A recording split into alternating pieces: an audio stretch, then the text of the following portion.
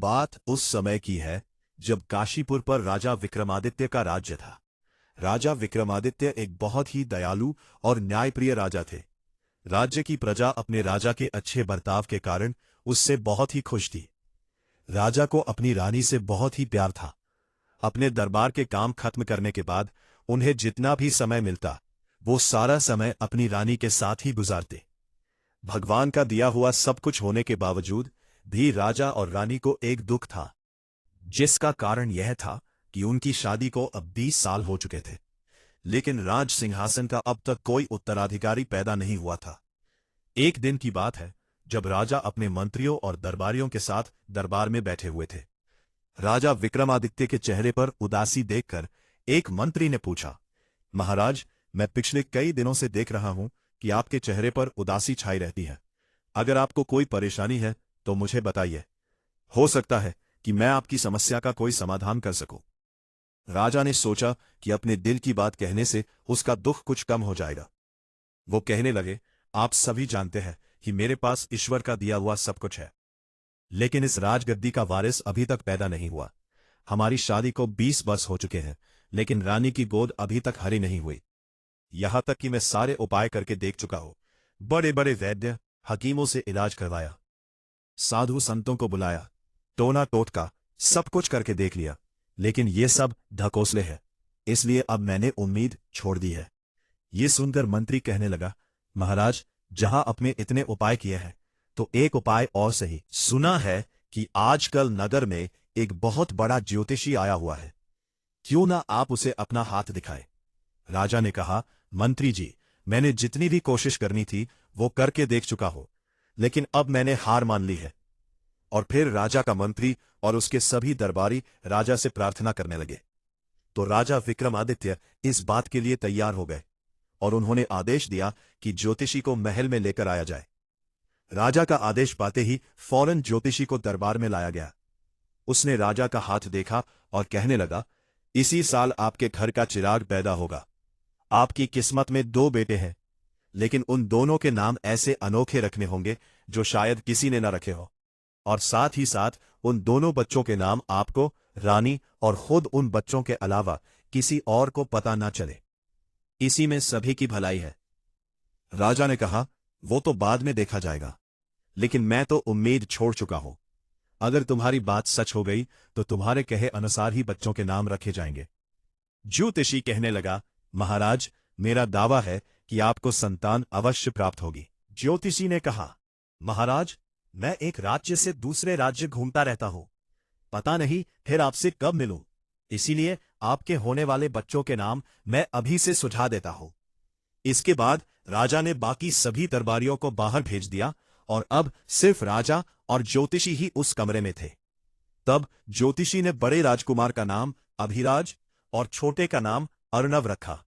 यह नाम बहुत ही अजीबोगरीब थे, लेकिन ज्योतिषी के कहने पर राजा इस बात के लिए राजी हो गया। इतना कहकर ज्योतिषी वहां से विदा हो गया। शाम के समय जब राजा अपनी रानी के पास पहुंचे तो उन्हें सारी घटना विस्तार से बताई। महारानी जी, एक ज्योतिषी का कहना है कि हमारे घर में 2 बेटे पैदा होंगे। ज्योतिषी ने ऐसी भविष्यवाणी की है और उनके नाम भी सुझा दिए हैं। रानी बोली, महाराज, मुझे तो अब इन सब बातों पर बिल्कुल भी विश्वास नहीं रहा। मेरी माने तो आप दूसरी शादी कर लीजिए। राजा बोले, रानी, हमें तुमसे यह उम्मीद नहीं थी, बल्कि मुझे तो लगता है कि उस ज्योतिषी की बात अवश्य पूरी हो जाएगी, और तुम ऐसी मायूसी भरी बातें बिल्कुल मत किया करो। कुछ महीने इसी तरह बीत गए और ज्योतिषी की बात बिल्कुल सही साबित हुई। राजा और रानी के यहां एक चांद सा बेटा पैदा हुआ। सारे राज्य में खुशियां मनाई गई। राजा ने गरीबों, फकीरों, साधु संतों में दिल खोलकर दान किया। पूरे राज्य में 1 साल तक उत्सव का माहौल बना रहा। लोग यूं ही खुशियां मनाते रहे। 1 साल के बाद राजा के यहां दूसरे बेटे का जन्म हुआ और फिर खुशियों का सिलसिला एक बार फिर से शुरू हो गया। दोनों बच्चों के नाम, जो कि ज्योतिषी द्वारा बताए गए थे, बड़े का नाम अभिराज और छोटे का नाम अर्णव रखा गया, और इस बात का पूरा ख्याल रखा गया कि इन दोनों राजकुमारों के नाम राजा, रानी और बच्चों के अलावा किसी और को पता न चले। राजा और रानी के दिन खुशियों में बीतने लगे। बड़े ही लाड प्यार से दोनों राजकुमारों का पालन पोषण किया गया। उनकी शिक्षा दीक्षा की पूरी व्यवस्था की गई, मगर उन्हें क्या खबर थी कि उनकी खुशियां जल्दी ही खत्म होने वाली थी। एक दिन की बात है, जब रानी अपने महल के शाही बगीचे में सैर कर रही थी, तो उसने देखा कि एक पेड़ पर चिड़िया का घोंसला बना हुआ है। वे दोनों पक्षियों का जोड़ा बड़े ही प्यार से उसमें रहते थे। कुदरत का यह नजारा देखकर रानी को बहुत ही अच्छा लगा। अब तो रानी का ये रोज का नियम बन गया कि वह हर रोज बगीचे में आती और दोनों पक्षियों को उनके घोंसले में चहकते हुए देखती। कुछ दिन बीते, चिड़ा और चिड़िया ने अंडे दिए और उनमें से बड़े ही प्यारे प्यारे चिड़िया के बच्चे निकल आए। एक दिन ऐसा हुआ कि चिड़िया मर गई। रानी को यह देखकर बहुत ही दुख हुआ, लेकिन अगले ही दिन उसने देखा कि चिड़ा अपने बच्चों के लिए एक नई चिड़िया को लेकर आया है। लेकिन नई चिड़िया उन दोनों बच्चों से बहुत ही जलती थी। एक दिन वह चिड़े से कहने लगी, मैं तुम्हारे बच्चों को नहीं पाल सकती। अगर तुम चाहते हो कि मैं तुम्हारे साथ रहूं, तो इन बच्चों को हमसे दूर करना होगा। चिड़े ने कहा, तुम बिल्कुल ठीक कहती हो। बिन मां के बच्चों को भला जीने का क्या अधिकार है? तुम जैसा चाहो वैसा कर सकती हो। और फिर एक दिन जब चिड़ा खाना ढूंढने के लिए बाहर गया हुआ था, तो चिड़िया ने नन्हे बच्चों का घोंसला नीचे गिरा दिया और वे बच्चे गिरकर मर गए। यह सारा माजरा देखकर रानी को बहुत ही दुख हुआ और उसके मन में एक एक बात घर कर गई कि कहीं ऐसा न हो कि भगवान न करे, अगर मुझे कुछ हो गया तो उसके पीछे से मेरे बच्चों का क्या होगा। इस ख्याल के आते ही रानी उदास रहने लगी। अपनी रानी को उदास देखकर एक दिन राजा ने पूछा, रानी साहिबा, हम बहुत दिनों से देख रहे हैं कि आप हमेशा बुझी बुझी सी रहती हैं। आखिर इसका क्या कारण है? रानी कहने लगी, महाराज, हमारे बगीचे में एक चिड़िया और चिड़े का घोंसला था। इसके बाद रानी ने चिड़े और चिड़िया की सारी कहानी महाराज को सुना दी और कहने लगी, महाराज, अगर मुझे कुछ हो गया तो पीछे से मेरे बच्चों का क्या होगा? कहीं ऐसा तो नहीं कि आप उनके लिए सौतेली मां लेकर आ जाएंगे और वो सौतेली मां मेरे बच्चों को कोई नुकसान पहुंचा दे? राजा ने कहा, महारानी, यह सब तुम्हारे ख्याली पुलाव है। भला इन पक्षियों का हम इंसानों से क्या वास्ता? तुम बिल्कुल भी चिंता मत करो। लेकिन राजा के इस तरह समझाने पर भी रानी के मन पर कोई असर नहीं पड़ा। उसके दिमाग में हमेशा यही विचार आता रहता कि उसके मर जाने पर उसके बच्चों का क्या होगा, और फिर धीरे धीरे वह बीमार रहने लगी। एक दिन उसने राजा को अपने पास बुलाया और कहने लगी, महाराज, मैं आपसे अपने दिल की एक बात कहना चाहती हूं। भगवान न करे अगर मुझे कुछ हो जाए तो आप मुझे वचन दीजिए कि आप मेरे बच्चों के लिए सौतेली मां लेकर नहीं आएंगे। अगर कभी ऐसा हो भी गया तो मेरे बच्चों को सौतेली मां से दूर अलग महल में रखेंगे। राजा ने उसे समझाते हुए कहा, महारानी, आप बेकार की बातें कर रही हैं, सब कुछ ठीक हो जाएगा।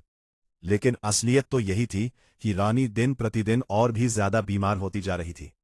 राजा ने उसके इलाज के लिए कई हकीम और वैद्यों को बुलाया, लेकिन कोई फायदा न हुआ और फिर एक दिन रानी की सचमुच मौत हो गई। पूरे महल में जैसे भूचाल सा आ गया। हर कोई दुखी था। सबसे ज्यादा दुख तो राजा को ही था। रानी की मौत के बाद तो राजा हमेशा दुखी रहने लगा, यहां तक कि उसने अपने राजपाट के कामों पर भी ध्यान देना छोड़ दिया था। जब राजा के मंत्रियों ने देखा कि राजा रानी की मौत के दुख से बाहर नहीं आ पा रहा और राजपाट के सभी काम ठप पड़े हैं, तो राजा का एक सबसे वफादार मंत्री राजा के पास आया और कहने लगा, महाराज, आखिर ऐसा कब तक चलेगा? अगर आप इसी तरह से हमेशा दुख में डूबे रहे तो हमारे राज्य की बागडोर को कौन संभालेगा और हमारा राज्य तबाह हो जाएगा। राज्य के दुश्मन कभी भी हम पर आक्रमण कर देंगे। मेरी मानिए तो आप दूसरी शादी कर लीजिए, जिससे बच्चों को नई मां मिल जाएगी और आप भी इस दुख से बाहर आ सकेंगे। राजा ने दूसरी शादी से साफ इनकार कर दिया, लेकिन बाकी सभी दरबारियों के बार बार समझाने पर आखिरकार राजा इस बात के लिए तैयार हो गए और कहने लगे, ठीक है, जैसा आप सबको ठीक लगे वैसा ही कीजिए। और फिर जल्दी ही राजा की दूसरी शादी कर दी गई। दूसरी रानी भी बहुत ही सुंदर थी और उसके आते ही राजा अपने सभी पुराने दुखों को भूल गया, यहां तक कि वो अपनी पुरानी रानी को भी भूल गया। राजा तो अपनी नई रानी पर बिल्कुल मोहित हो चुका था, हमेशा उसी के आगे पीछे घूमता रहता, यहां तक कि उसने अपनी पुरानी रानी से किया हुआ वादा भी तोड़ दिया था। लेकिन उसने अपना दूसरा वादा पूरा किया, और वो यह कि सौतेली माँ के आने से पहले ही उसने अपने बच्चों को एक दूसरे महल में रहने के लिए भेज दिया, और नौकर चाकर दास दासियां उनकी देखभाल करने लगे, जबकि राजा अपनी नई रानी के साथ आनंदपूर्वक अलग महल में रहने लगा। कुछ समय इसी तरह से बीता। दोनों राजकुमार अब थोड़े बड़े हो चुके थे, जबकि दूसरी रानी के भी अभी तक कोई संतान नहीं हुई थी। लेकिन राजा को इस बात की कोई चिंता नहीं थी। एक दिन की बात है, जब राजा शिकार खेलने के लिए जंगल में गए हुए थे। नई रानी अपने महल के गलियारे में बैठी हुई थी कि तभी वहां पर एक गेंद आकर गिरी। वो गेंद उन दोनों छोटे राजकुमारों की थी, जो खेलते खेलते यहां तक आ गई थी। अभी एक राजकुमार दौड़ता हुआ आया और कहने लगा, माँ माँ, हमारी गेंद यहां पर आई होगी, आप हमें दे दीजिए। नई रानी ने आज तक इन बच्चों को नहीं देखा था। वो अपनी दासी से पूछने लगी, मुझको माँ कहने वाले ये दोनों बच्चे कौन हैं? दासी ने बताया, महारानी साहिबा, ये दोनों हमारी बड़ी रानी के बच्चे हैं। उन्हें देखकर छोटी रानी के मन में एक जलन सी उठने लगी।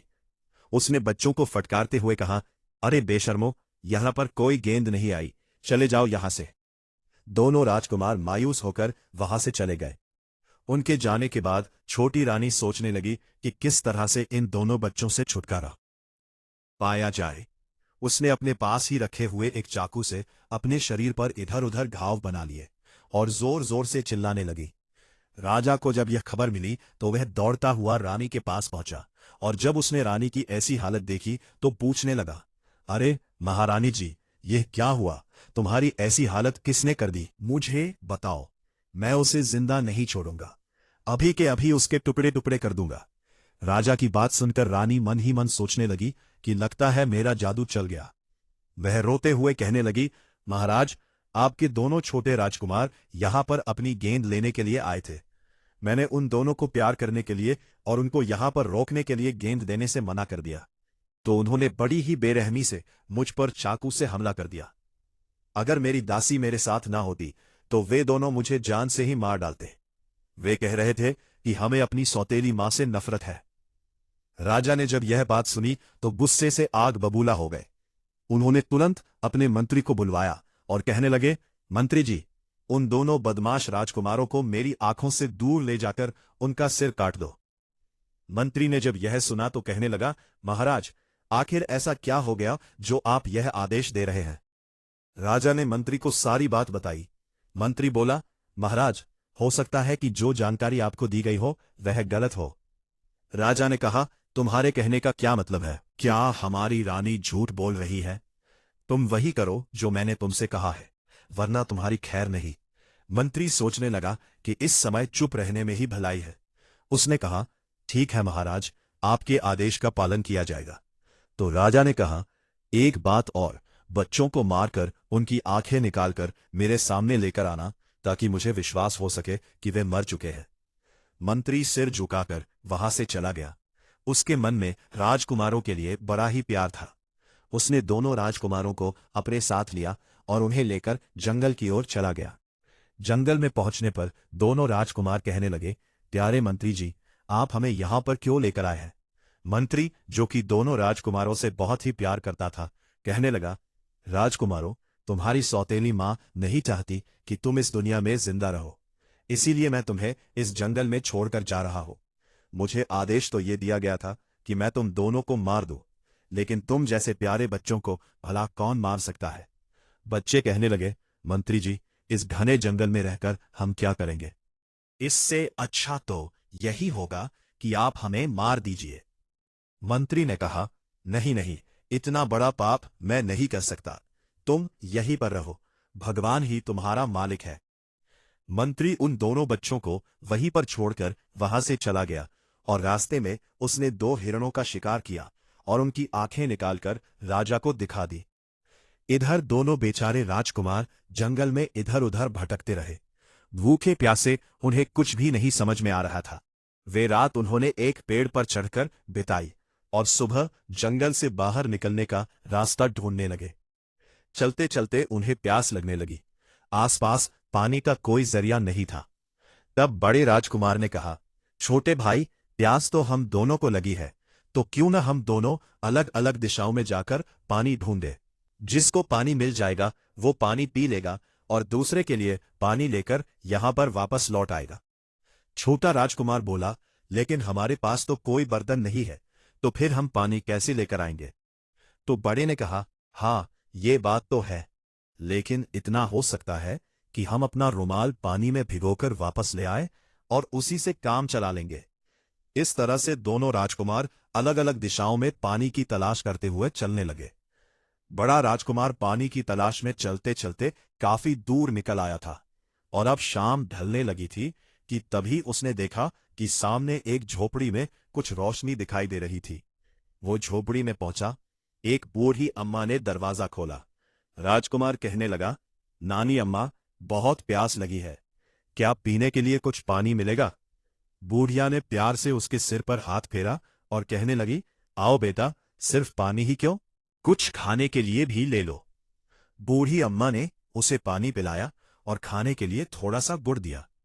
और फिर जब बड़ा राजकुमार चलने लगा तो बोला, अम्मा, ये मेरा रुमाल है, इसे पानी में भिगो दो, मेरा छोटा भाई भी प्यासा है और वह भी पानी की तलाश में निकला है, मैं ये पानी उसे पिला दूंगा। बूढ़ी अम्मा ने उसका रुमाल पानी में भिगो दिया और फिर बड़ा भाई वापस अपने छोटे भाई की तलाश में चल दिया। इधर छोटा भाई चलते चलते काफी दूर निकल आया था और फिर वह एक गांव में जा पहुंचा, जहां पर उसने देखा कि एक जगह पर काफी लोगों की भीड़ जमा थी। वह भी उस भीड़ में जाकर खड़ा हो गया। उसने देखा कि आकाश में एक बाज उड़ रहा था। सभी लोग उस बाज को बड़ी उत्सुकता से देख रहे थे। असल में बात यह थी कि उस राज्य के राजा की मृत्यु हो चुकी थी, क्योंकि उस राजा के कोई संतान नहीं थी। तो राजा की आखिरी इच्छा यही थी कि उसकी राजगद्दी का उत्तराधिकारी उस व्यक्ति को बनाया जाएगा जिसके सिर पर यह शाही बाज जाकर बैठ जाएगा। उसके बाद ही राजा का अंतिम संस्कार किया जाएगा। और अब राजा की मौत के बाद राजा की आखिरी इच्छा के अनुसार उस शाही बाज को नगर में छोड़ दिया गया था। वह बाज लोगों के सिरों पर मंडराता हुआ इधर उधर देखने लगा और फिर वह उड़ता उड़ता सीधा छोटे राजकुमार के सिर पर जा बैठा। यह देखते ही लोगों में एक हलचल सी मच गई। उन सभी ने छोटे राजकुमार को अपना राजा मान लिया और उसकी जय जयकार करने लगे। उस राज्य के मंत्री और दरबारी छोटे राजकुमार को अपने साथ ले गए और उसे राजगद्दी पर बिठाया गया। उसका राज तिलक कर दिया गया। छोटा राजकुमार अब उस राज्य का राजा बन चुका था। क्योंकि वो पहले से ही एक राजसी खानदान से था, सो उसने बड़ी ही अक्लमंदी के साथ अपने मंत्रियों से सलाह करके राजपाट को चलाना शुरू कर दिया। साथ ही साथ उसे अपने भाई की भी बहुत याद आती थी। उसने अपने भाई की बहुत ही तलाश करवाई, लेकिन उसका कुछ पता न चला। धीरे धीरे समय बीतता गया और अब दोनों राजकुमार जवान हो चुके थे। एक दिन छोटा भाई, जो कि राजा बन चुका था, उसके मन में अपने भाई को ढूंढने के लिए एक उपाय आया। उसने तुरंत अपने दरबारियों और मंत्रियों को बुलवाया और कहा, पूरे राज्य में यह ऐलान करवा दिया जाए कि जो भी आदमी अभिराज और अर्णव की कहानी सुनाएगा उसे मुंह मांगा इनाम दिया जाएगा। मंत्री ने पूछा, महाराज, आखिर इस कहानी में ऐसी कौन सी खास बात है जो आप इसे सुनने के लिए मुंह मांगा इनाम देने को तैयार है। राजा ने कहा, समय आने पर आपको सब कुछ पता चल जाएगा। और फिर राजा के आदेश पर पूरे राज्य में यह ऐलान करवा दिया गया, जो भी आदमी राजा को अभिराज और अर्णव की कहानी सुनाएगा उसे मुंह मांगा इनाम दिया जाएगा। इस ऐलान के पीछे छोटे भाई का यह विचार था कि उनकी कहानी और उनके नाम तो सिर्फ उन दोनों को ही मालूम है, किसी और को नहीं। तो जो भी आदमी इस कहानी को जानता होगा वह अवश्य ही उसका भाई होगा। राजा का यह ऐलान सुनकर इनाम के लालच में नगर के कई लोग राजा को मनगढ़ंत कहानियां सुनाने लगे। राजा उन सब की कहानियां सुनता। उसे गुस्सा तो बहुत ही आता, लेकिन फिर भी वो ऐसे लोगों को छोटा मोटा इनाम देकर चलता करता। उसने अपने सिपाहियों को खास आदेश दिया था कि हमारे राज्य के मुख्य द्वार पर आने वाले मुसाफिरों पर नजर रखी जाए। हो सकता है कि उनमें से कोई ऐसा हो जो अभिराज और अर्णव की कहानी को जानता हो। राजा का आदेश मिलने की देर थी कि सैनिक राज्य के मुख्य द्वार पर तैनात हो गए और हर आने जाने वाले से इस कहानी के बारे में पूछने लगे। अब दूसरी तरफ बड़े भाई की कहानी सुनिए।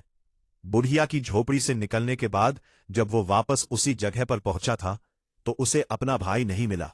अब तो वो दर दर की ठोकरें खाने लगा, नगर नगर भटकता रहा। उसकी हालत भिखारियों जैसी हो चुकी थी। एक दिन भटकते भटकते वो उसी नगर के द्वार पर आ पहुंचा जहां पर उसके छोटे भाई का राज्य था। सिपाहियों ने जब एक अजनबी आदमी को देखा तो उसे पकड़कर पूछने लगे, तुम कौन हो, कहां से आए हो, क्या तुम्हें अभिराज और अर्नव की कहानी मालूम है? अगर वह कहानी तुम राजा को सुनाओगे तो तुम्हें बहुत ही बड़ा इनाम मिलेगा। उनकी बातें सुनकर बड़ा भाई, जो कि पहले से ही बहुत परेशान था, कहने लगा, दूर हटो मुझसे, मैं पहले ही बहुत परेशान हूं, मुझे किसी तरह के इनाम से कोई मतलब नहीं है। सिपाहियों ने जब ये सुना तो उन्हें इस बात का पक्का विश्वास हो गया कि ये आदमी अवश्य ही उस कहानी के बारे में जानता है, क्योंकि इसे तो इनाम की भी कोई चिंता नहीं है।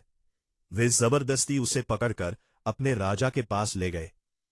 क्योंकि अब दोनों भाई बड़े हो चुके थे, इसलिए एक दूसरे के आमने सामने आने पर भी वे एक दूसरे को नहीं पहचान पाए। छोटा भाई, जो कि राजा बन चुका था, उसने पूछा, क्यों भाई, क्या तुम अभिराज और अर्नव की कहानी जानते हो? बड़े भाई ने लापरवाही से जवाब दिया, अगर जानता भी हूं तो तुम्हें उससे क्या मतलब है? राजा ने कहा, बस यूं ही मैं उस कहानी को सुनना चाहता हूं। और तब बड़े भाई ने अभिराज और अर्नव की कहानी उसे सुनाई। अपने बचपन से लेकर सौतेली मां के अत्याचार और फिर मंत्री का जंगल में छोड़कर आना, सिलसिलेवार उसने सारी घटनाएं अपने छोटे भाई यानी राजा को सुना दी। सारी कहानी सुनने के बाद जैसे छोटे भाई का दिल धक से रह गया। उसने पूछा, तुम इस कहानी को कैसे जानते हो? बड़े भाई ने कहा, क्योंकि ये कहानी नहीं बल्कि मेरी आप बीती है, और ये कहानी मेरे और मेरे भाई की कहानी है। इतना सुनते ही राजा अपनी गद्दी से उठ खड़ा हुआ। उसने अपने भाई को गले से लगा लिया। पूरा राज दरबार ये देखकर हैरान था कि एक राजा ने भिखारी जैसे दिखने वाले आदमी को अपने गले से क्यों लगा लिया। सबकी आंखों में बस एक ही सवाल था। तब राजा ने अपने मंत्रियों और दरबारियों से कहा, अभिराज और अर्नव की कहानी मेरे और मेरे भाई की कहानी है। ये आदमी कोई और नहीं बल्कि मेरा भाई है। दोनों भाई एक दूसरे से मिलकर बहुत ही खुश हुए। छोटे भाई ने अपने बड़े भाई की खूब खातिरदारी की और फिर दोनों भाइयों ने मिलकर अपनी पिछली जिंदगी के बारे में एक दूसरे को बताया। छोटे भाई ने बताया कि किस तरह से वो इस राज्य का राजा बन गया। दूसरी तरफ अब उनके पिता का हाल भी सुनिए। उनके पिता यानी राजा विक्रमादित्य अब काफी बूढ़ा हो चुका था, जबकि उसकी रानी की मृत्यु हो चुकी थी। बुढ़ापे में वह अकेला अक्सर अपने बेटों को याद करता और आंसू बहाता।